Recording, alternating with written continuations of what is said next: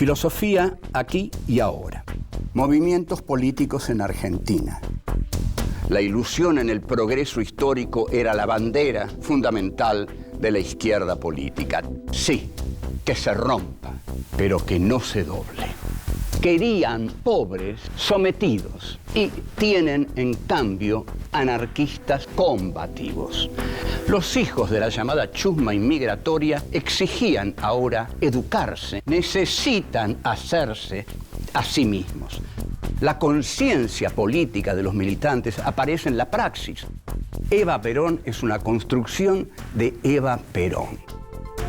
El tercer mundo es el que iba a encabezar la lucha contra la opresión.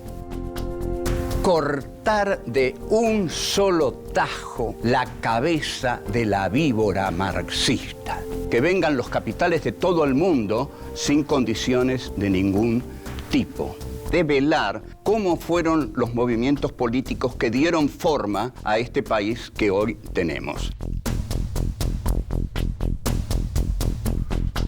Desperonizar al país. 1. La máscara civil. 2. La proscripción del peronismo. 3. El pacto Perón-Frondizi. 4. Los gobiernos civiles y el poder militar.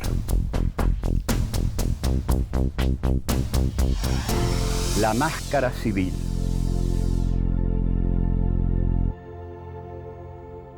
Hola, vamos a hablar de los aspectos fundamentales del gobierno de Arturo Frondizi. Arturo Frondizi llega al gobierno luego de una situación muy convulsionada, porque la llamada Revolución Libertadora y el gobierno que se había autodenominado gobierno provisorio de la Revolución Libertadora tenía que dar elecciones. Para esas elecciones habían elegido como, caballo del comisario al partido de Ricardo Balbín. Pero la Unión Cívica Radical se divide en dos alas totalmente distintas. La Unión Cívica Radical del Pueblo y la Unión Cívica Radical Intransigente, la UCRI, de Frondizi. Frondizi llega a la presidencia en 1958, luego de haber hecho un pacto con Perón y que tenía a Cook y a Frigerio como mediadores.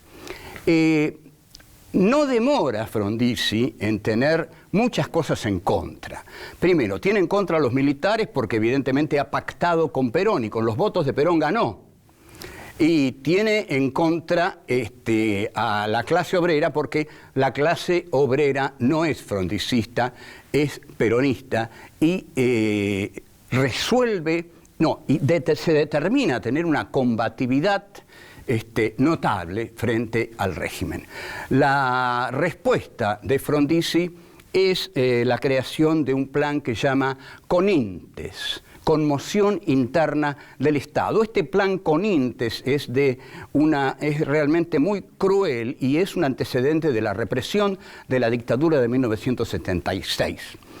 ¿Por qué Frondizi se vio obligado a dictar el plan CONINTES? Bueno, porque hay una huelga ejemplar que figura en los anales, en los momentos más altos de la combatividad de la clase obrera argentina, que es la huelga del frigorífico Lisandro de la Torre. Esa huelga es notable porque es eminentemente obrera, porque no es armada, porque no hay ningún grupo armado en esa huelga, no existían todavía las organizaciones armadas, y porque no tiene la conducción de Perón. Es una huelga por obreros peronistas, pero que se manejan y se dirigen y se conducen a sí mismos. Estos obreros peronistas crean lo que podemos llamar la Comuna de Mataderos. Y finalmente el plan CONINTES, brutal, que utiliza Frondizi, con 2.000 efectivos militares, consiguen dominar la huelga del frigorífico Lisandro de la Torre. Ahora bien, ¿cuál es este esquema? ¿Cuál es el esquema al que Frondizi había aceptado ser útil y al que va a aceptar Guido e Ilia. Los militares que están detrás de todas las acciones que se realizan desde 1955 hasta la asunción de Cámpora en 1973, los militares no querían estar al frente del gobierno porque querían darle una máscara civil a la democracia argentina. La democracia argentina que tenía prohibido al Partido Justicialista y al líder de ese partido, que estaba exiliado, y a Eva Perón, cuyo cadáver había sido escamoteado, constituyéndose en la gran desaparecida, la primera desaparecida del siglo XX en la política argentina. Hay que preguntarse por qué tanto interés en escamotear el cadáver de Evita y por qué tanta furia contra la clase obrera y tanto miedo ante las masas peronistas. La respuesta, muy breve, es que le tenían miedo a las masas peronistas porque en realidad le tenían miedo al comunismo que podía surgir de las masas peronistas y creían que ni Perón iba a poder frenar a las masas peronistas si se radicalizaban. Entonces, ni masas peronistas ni Perón en el país. Este fue el objetivo de la Revolución Libertadora: desperonizar al país. Desperonizar al país es el sinónimo de democratizarlo. Entonces se dicta un decreto célebre, que va a ser trágico para el mismo Aramburu, que es el que lo firma, que es el decreto 4161. Prohíbe nombrar a Perón, nombrar a Eva Perón, pasar la marcha los muchachos peronistas, pasar la marcha Evita Capitana, proscribe a las conducciones sindicales, proscribe al Partido Justicialista, por supuesto, proscribe todo aquello que tenga tufillo a peronismo.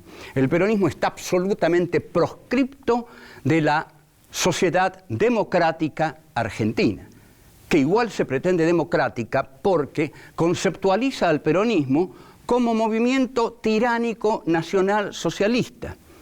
Entonces, tanto la izquierda como la derecha coinciden en que hay que desperonizar al país. Vamos a explicar por qué. Para la izquierda, el peronismo es un movimiento populista que frena la revolución socialista. El peronismo es un colchón entre ellos, que son los socialistas, y la clase obrera, que tiene que hacer la revolución socialista. Entonces, ese colchón populista hay que eliminarlo para que la clase obrera se encuentre con su verdadera ideología. Su verdadera ideología es la ideología del socialismo revolucionario, no la ideología del populismo peronista. Por eso, para la izquierda, también, como para la derecha, hay que desperonizar al país, aunque por motivos revolucionarios. Volvemos. 2. La proscripción del peronismo. El golpe de 1955 es un típico golpe militar que se hace para responder a los intereses oligárquicos, fundamentalmente. Ahí, otra vez como en el 30, la oligarquía cuenta con su brazo armado, el ejército. Ahora, en ese momento, el ejército responde a los intereses de la oligarquía y de los dueños de las finanzas. Al prohibir al Partido Justicialista, la llamada Revolución Libertadora convoca a elecciones. Entonces, bueno, ahí es donde Frondizi, a quien llaman Maquiavelo, pobre Maquiavelo, pero bueno, lo llaman Maquiavelo porque la interpretación esa del maquiavelismo, ¿no? Que Maquiavelo era un tipo sinuoso que aconsejaba hacer una cosa y aconsejaba otra. Entonces dicen que Frondizi es tan hábil como Maquiavelo. A mí no me pareció tanto, pero bueno, digamos, eso le dicen a Frondizi. Ahora, ¿por qué todos los partidos políticos argentinos siguen la línea de la Revolución Libertadora? ¿Por qué todos aceptan la democracia fraudulenta? ¿Por qué todos aceptan vivir en una sociedad en la cual el partido mayoritario está prohibido? La mujer del general Perón está escamoteada, desaparecida. Perón está exiliado.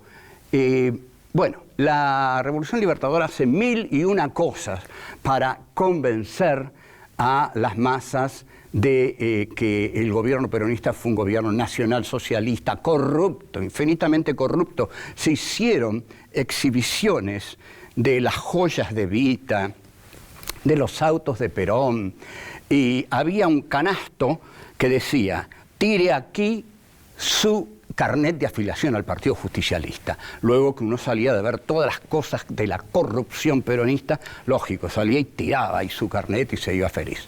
Ahora, decían que el peronismo había significado falta de libertad, persecución, etc. Nadie niega que el peronismo hizo sus cosas. Ahora, todo eso fue tremendamente exagerado por películas como Después del silencio, Los torturados, una propaganda pero realmente agobiante.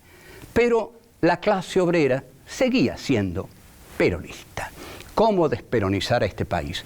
¿Cómo hacerles entender a esos negros que el peronismo fue el nazifascismo en la Argentina? Entonces esto desesperanzaba cada vez más a los señores bien, a la oligarquía y a los militares. Desde 1955, la Argentina ingresa al Fondo Monetario Internacional. O sea, cae el gobierno de Perón y los libertadores nos unen al Fondo Monetario Internacional. ¿Por qué? Porque la oligarquía vuelve al poder. Eugenio Blanco es el ministro de Hacienda, da un discurso extraordinario, en el cual dice, tenemos que volver a los tiempos de nuestros padres y nuestros abuelos. Y aquí recordemos cuando hablé tanto de la bastardía de Evita. Este señor Eugenio Blanco puede decir, volvamos a los tiempos de nuestros padres y nuestros abuelos, porque los padres y los abuelos del señor Eugenio Blanco eran los dueños de la Argentina.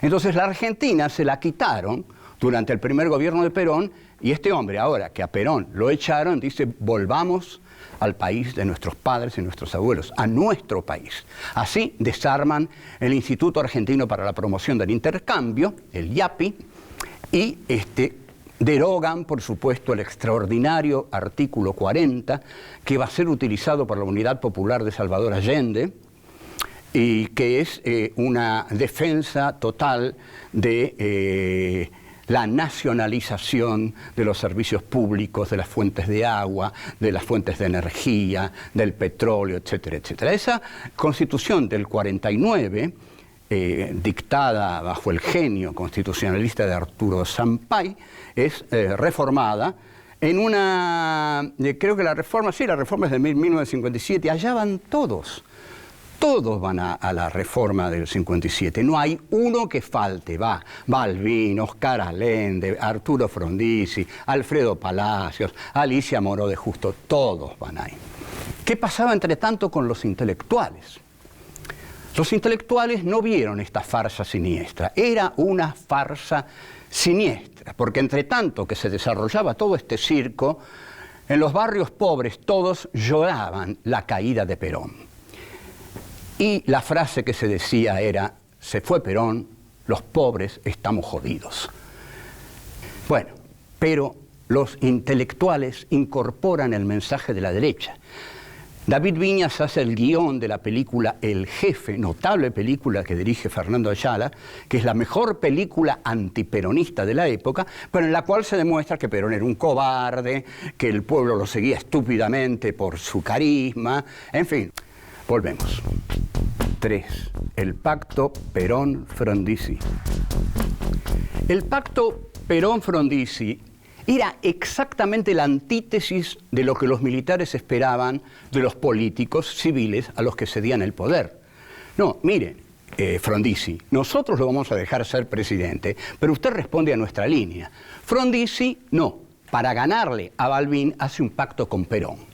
Y ahí está Cook de mediador, Frigerio de mediador, y Frondizi gana con los votos peronistas, porque si no los peronistas iban a votar en blanco. Ahora, ¿cuál es la situación de Frondizi? Muy difícil, porque por un lado tiene que cumplir con sus patrones, que son los militares, que le dijeron póngase ahí, y usted va a ser la máscara democrática de la República Argentina. Y por otro lado tiene que cumplir con Perón, que le dio los votos, diciéndole seguramente, ve a don Arturo, usted comience a tratar de que los peronistas volvamos a participar en la política argentina. Mientras tanto, para desesperación de todos, del ejército, de los partidos políticos, de las clases sociales altas, medias y de la oligarquía, no hay desperonización en la Argentina.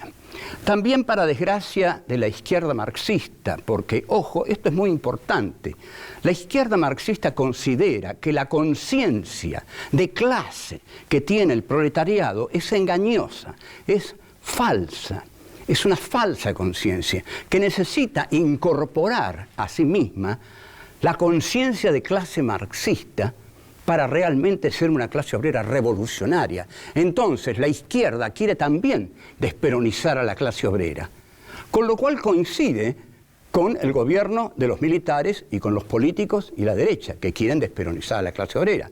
Unos porque dicen que la clase obrera es nazi, fascista, peronista, y los de la izquierda es porque dicen que la clase obrera es eso, pero tiene que ser marxista.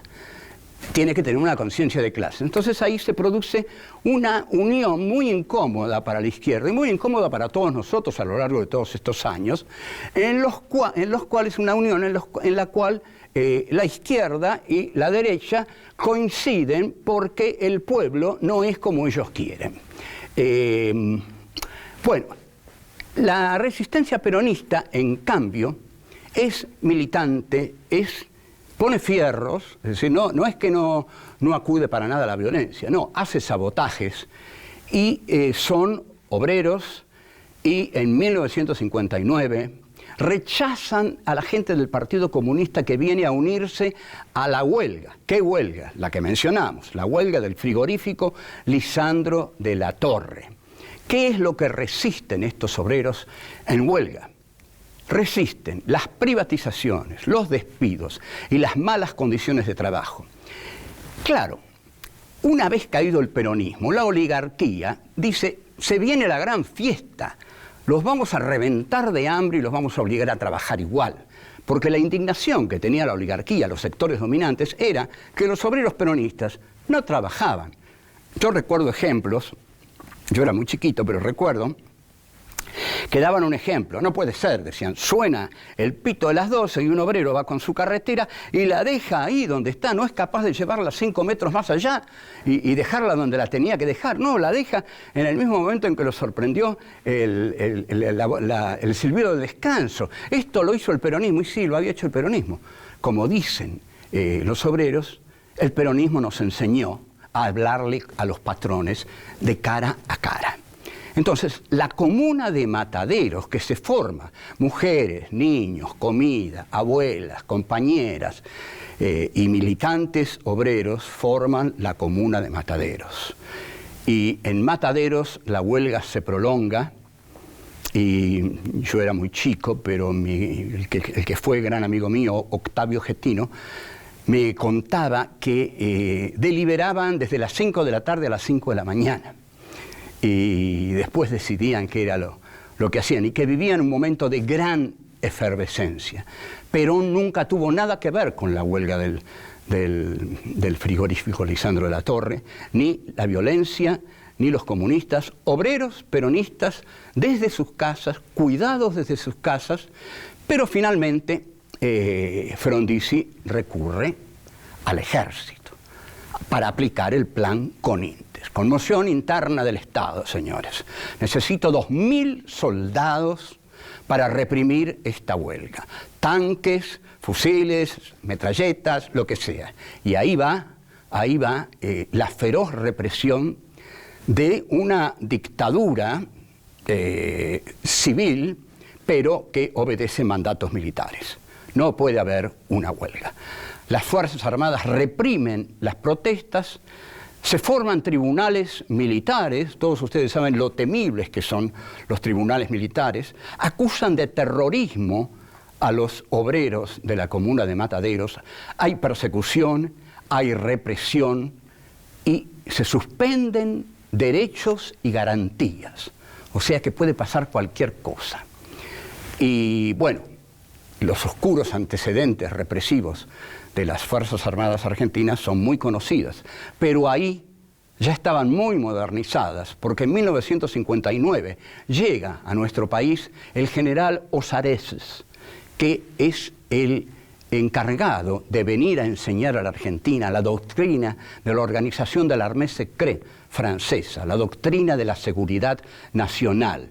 Vienen a instruir a los militares argentinos, los recibe Aramburu, les dan un piso en el Ministerio de Defensa y esa doctrina dice, lo fundamental es la tortura, es el trabajo de inteligencia. Para sacarle a alguien lo que realmente sabe, hay que torturarlo hasta que lo diga. A eso le llaman trabajo de inteligencia. Qué siniestro, ¿no? Volvemos. 4. Los gobiernos civiles y el poder militar. En suma, que el pacto Perón-Frondizi no le funciona a Frondizi, porque los obreros no lo apoyan a Frondizi, siguen apoyándolo a Perón, siguen siendo peronistas. En 1962, entonces, Frondizi, creyendo que va a ganar él las elecciones en la provincia de Buenos Aires, se ve que en ese momento no había encuestas, y menos encuestas fidedignas.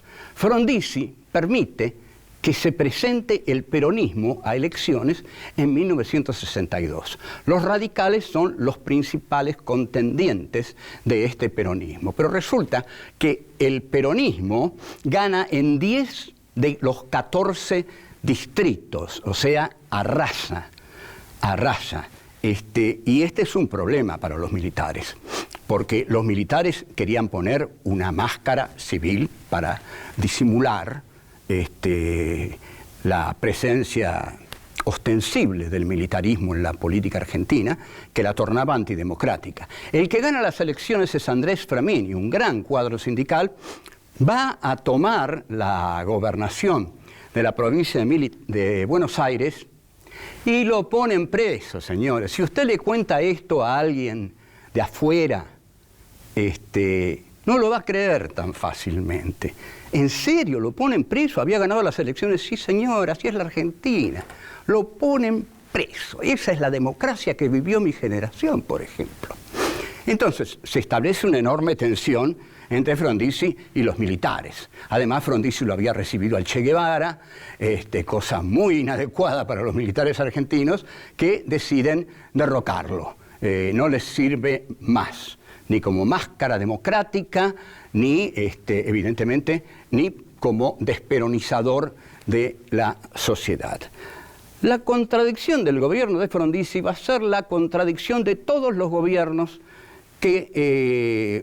civiles que actúan hasta la llegada finalmente de la democracia con el gobierno de Héctor J. Cámpora. Por un lado, esos gobiernos, como el de Ilia también, deben responder a los militares. Pero por otro lado, esos políticos consideran que tienen que hacer su propio proyecto político también, lo que los lleva a diferenciarse de las ambiciones de los militares. Entonces, por ejemplo, Ilia, que gana con el 22% de los votos, en lugar de haber dicho antes, señores, no cuenten conmigo para estas elecciones, porque si las gano, las voy a ganar en base a la exclusión de un partido muy importante para la democracia argentina.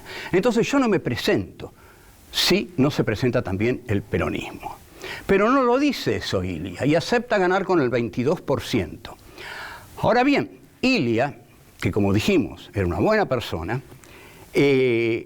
sigue al frente del gobierno, pero claro, ¿qué clase de democracia es esta? Además, en 1964 Perón vuelve al país y el ministro de Relaciones Exteriores de Ilia lo detiene, lo hace detener en el aeropuerto de El Galeao. Perón pudo haber vuelto en 1964 y creo que se hubieran salvado muchísimas vidas si Perón volvía en 1964. Pero no, el gobierno de Ilia lo detiene. Entonces, los militares siguen no dispuestos a integrar a Perón a la política argentina. Se va creando una sociedad, digamos, anómala, por completo anormal, digamos. El líder de las masas mayoritarias está en el exterior. y dicen las masas que va a volver en un avión negro. Hasta tal punto llega el mito de la espera, ¿no? No hay nada más grande que lo prohibido. Cuando se prohíbe a alguien, atrae tanto lo prohibido que muchos adhieren ya. Por eso la frase de Cook: el peronismo es el hecho maldito del país burgués, porque el peronismo era lo proscripto, lo inintegrable. Entonces, la proscripción del peronismo condiciona la legitimidad del gobierno del doctor Ilia, aunque éste fuera una buena persona.